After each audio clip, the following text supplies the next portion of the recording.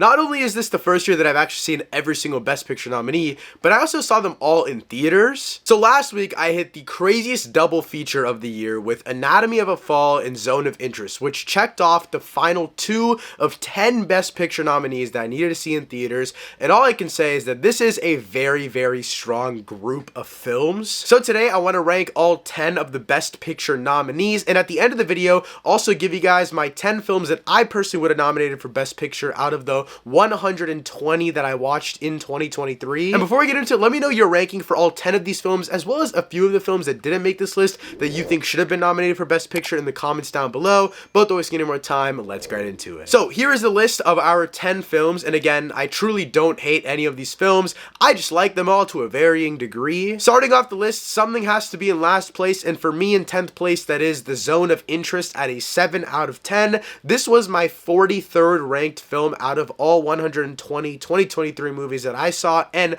I genuinely really did like this movie. It's the only movie that left me absolutely speechless out of 2023, and honestly, it was just super exhilarating, but in a very dark way. I was constantly just surprised by every single thing that was happening on and off the screen, every single bit of the sound editing, sound design. I think it's rightfully nominated for so many of the technical aspects, but honestly, for Best Picture, this is easily one of the weaker inputs into this list. In 9th place for me is Maestro. This comes in at an 8 out of 10 for me, 28th place in my 2023 films, and I have a full review out for this if you want to check out my full extensive thoughts on it. But as a whole, this is a great film. I think Bradley Cooper absolutely shines on 99.9% of aspects in this film. But my biggest flaw is that at times the pacing just gets really off. I think the runtime needed to be lengthened just a little bit because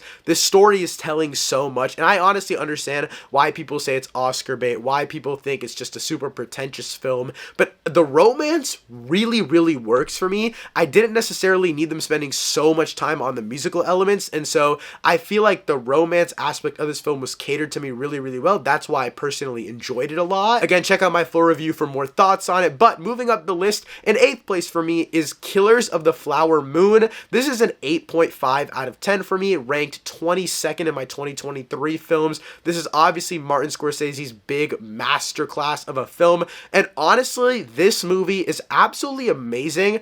I just personally think the runtime is a little bit too long. I'm all for directors making movies however long they want to be. I loved Oppenheimer, and that's 3 hours long. And I just feel like, personally, I wasn't fully committed throughout the entirety of this runtime. But I will say, in terms of the nominations that this film has gotten, it deserves every last bit of it, and honestly, a little bit more. I think Lily Gladstone's nomination as Best Actress is 100% deserved, and on all technical fronts, this film is absolutely amazing, and Martin Scorsese directs the shit out of this film. Again, runtime is just too long for me, and I'm really concerned and confused as to how this didn't get nominated for adapted screenplay. But again, overall, a very great film, 100% rightfully nominated. Moving up the list, in 7th place for me is Barbie. This also comes in at an 8.5 out of 10, ranked 17th in my 2023 films, and I genuinely love this movie. It has so many great laughs, an amazing array of emotional moments, and though I don't think America Ferrera should have gotten nominated for shit, let's not focus on that right now. I think the filmmaking in this film is pretty great. I think obviously some of the outside of Barbie world elements do get a little bit basic, but aside from that, I think the screenplay is very ballsy, and it works. Everything is executed so well in this film, and I genuinely love every second of it. I do need to rewatch it pretty soon, but as a whole, I think this was a very successful film. Obviously, numbers-wise, yes, but just the phenomenon it created is something we have not seen in the movies world in a very long time. Next up, in 6th place for me is Poor Things, also at an 8.5 out of 10. This was ranked number 15 in my 2023 movies, and Poor Things is an absolutely wild movie. I didn't do a full review on it just because I had watched it so late in the theaters, but what an experience this movie was. Not only was this movie batshit crazy, but the guy next to me was vaping. I think he threw up a couple of times. He was gulping down ices and popcorn like it was nothing. He was doing some crazy shit. But this movie somehow still had me so engulfed into all of the sets, the weird camera movement, the designs, the acting. Everything is so brilliantly weird. Yorgos Lanthimos knows how to put on a show, and he proves it in this movie. Emma Stone is phenomenal. I don't know if she'll win Best Actress just because of her history with the Oscars and since she's already won one, but I do wish Willem Dafoe had gotten nominated for Best Supporting Actor. I'm happy with Mark Ruffalo and the rest of the supporting cast. I just think overall this movie is such a triumph. It's so batshit insane, yet it works. I think the commentary is so exciting, and because it's put in this, it's a very simple commentary, just put in this wild shell, and that's what I love so much about this film. Moving into my top 5, in 5th place for me is American Fiction. This is a 9 out of 10 for me. In 14th place of my 2023 movies, and this shit is, I watched this movie so late, but I'm so glad I caught it in the theaters. My theater was having the time of their lives. I was laughing my ass off with my best friend right next to me. I love the commentary that this film has. I think the satire, obviously it is a little bit surface level at times, but I think what really brings this film together are all of the performances, whether it's Jeffrey Wright in the lead or every single one of the supporting performances. Even the score, in my opinion, is so subtle, but it works and ties everything together so well. The cinematography is simple, yet it conveys everything you need to know, and it is absolutely hilarious, and it also gets the point across. I genuinely just didn't want this movie to end. I kept checking my watch, like, how do we only have this much time left? I want to be in this story for longer because it's so exciting, because I'm having so much fun with it. In 4th place for me is Anatomy of a Fall. This is a 9.5 out of 10 for me. In 6th place out of my 2023 films, and I'm so excited to talk about this movie. Sandra Hüller puts on an amazing performance. In my opinion, it is the best performance of the year, though I do think Lily Gladstone will win the Oscar. Sandra Hüller puts on a masterclass here. I do think the middle just drags a little bit, but it leaves on such a high note that I can't help but be so excited when talking about this film. I think every single performance is amazing. The little boy, he just puts on a show here. I think the story, it's based so well in a courtroom drama that it just works. Like, again, the middle drags a little bit, does get slightly repetitive, but I think there's so many moments throughout the entirety of this film that just are such a high peak for me that I'm like, I can't not like this movie. One of the supporting actors, I'm forgetting his name, but the guy who plays the lawyer, he is brilliant. Every time he was on screen, he just conveyed such emotion that was not just like I feel bad for this woman, but also just I genuinely feel unsettled about his point of view on this entire case, and that's what makes this movie so exciting, is that I never personally, maybe it's just because maybe I wasn't paying attention enough, but I really felt like anything could happen, and I truly love that this movie kept me on the edge of my seat the entire time, while also having great elements of just family mixed in with all of this crazy killing suspense. But before I get into my top 3, I do want to give you guys my personal 10 nominations for the Best Picture. These aren't just my top 10 that I made the video about end of last year, but these are the overall most best crafted films and the most impactful movies of the year, and this is obviously all going to be unranked. I'm going to start with the ones that are obviously already nominated. Oppenheimer, The Holdovers, and Past Lives, obviously. Then we have Killers of the Flower Moon, American Fiction, Poor Things, and Anatomy of a Fall. Again, all of those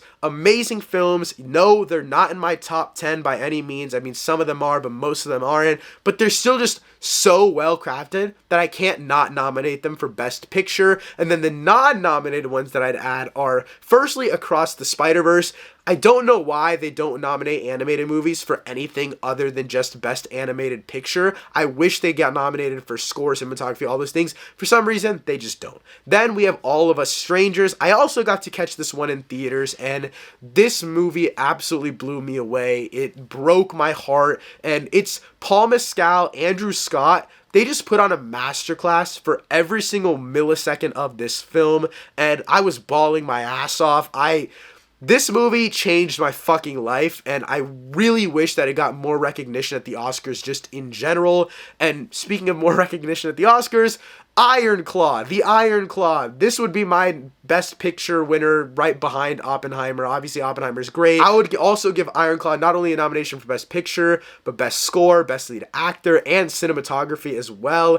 I think the Iron Claw is arguably behind Oppenheimer, the most well-rounded movie of the year, but that's just my opinion. And also, I don't think this qualifies for a Best Picture nomination, but I'd also put Perfect Days in there. I think it is nominated for Best International Feature, but if it could get into Best Picture, I would also put Perfect Days there. But in third place for me is The Holdovers at a 9.5 out of 10. This was ranked number 5 in my 2023 movies, and this one really hit me hard. I watched this in theaters very, very late in its theatrical run, and I genuinely loved the hell out of it. I wasn't like sobbing during this movie, but I definitely just had tears of like joy. This is such a heartfelt film, and I think all of the characters are written so well, and every single problem is perfectly laid out amongst our array of characters that nothing ever feels like they're just doing too much for the sake of making us care about this character. Everything feels so strategically planned, and on top of that,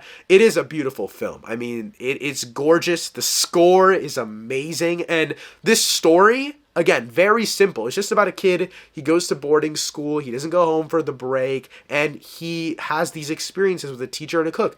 That's it. And all of these people have different life experiences that they bring to the table. And I think that's really what I got out of this film, is that I don't necessarily think about other people's lives every single day, all the time, but people are going through shit that you don't know about, and I think this movie portrays that idea perfectly. In second place for me is Past Lives, coming in at a 9.5 out of 10. This is ranked number 3 in my 2023 movies, and I've talked extensively about this movie. This was obviously in my top 10 movies of the year, and this film is absolutely amazing. It is a crime that it didn't get more nominations at the Oscars. I was begging the gods above that Celine Song had gotten nominated for Best Actress. I needed this to get a Best Supporting Actor, Best Lead Actress, Best Score, Cinematography. I needed to get all of those nominations. Did it? No. Am I mad? Yes, but what are we gonna do about it? Past Lives is a movie that changed my life. I saw it 3 times in theaters and then once at home. This movie is absolutely amazing. Like I said, I mean, I'm just throwing compliments at it. I think a lot of this movie works because it's based in something that we all experience, or at least something that we all think about. We all think about what could have happened. We all live in a somewhat of a what if. It's not necessarily that it has a happy ending, but it's an ending that is realistic, and it's an ending that almost everyone fears, but it's an ending that is good for the story. It's an ending that works in the meaning of what Celine Song, I feel like at least, is trying to say to us. But with that being said, in first place for me, and I'm pretty sure you guys guessed this from the very beginning of this video, is Oppenheimer. This is a 10 out of 10 for me, my number 1 favorite movie of 2023. This movie fucks on every single level. I don't want to spend too much time talking about it because I've yapped about this film for so long. I think it gets the Best Picture, Best Director, Best Supporting Actor, Best Lead Actor, Best Supporting Actress. I think it gets everything in the book, in my personal opinion. This movie doesn't feel real to me. This was my first time watching a Christopher Nolan film in theaters, and it was just such a surreal experience. I've seen this movie like 6 times, and I've never seen it once at home. I keep going back to the theater to rewatch this movie when I could just watch it on my iPad. I will never get this shit out of my head. It is something, it's ingrained in my mind. The visuals of this film, I mean, Christopher Nolan has gone on about how crazy the IMAX is, blah, blah, blah. At the end of the day, it immerses you. It makes you fully immersed into this just 3-hour epic. And I personally think it works. It fully just gets me into the zone. I think the transformation of this film just turning into a court drama by the end, something I'd never expected. And the fact that they shot that shit like it was an action movie, I love it. It's a masterclass in all elements of filmmaking. honestly one of the greatest films ever made. But guys, that wraps up my ranking for the 10 Best Picture nominees. Again, let me know your ranking for all 10 of these films, as well as some of the movies you would have nominated in the comments down below. Thank you so much for watching. I'll see you next time. Peace.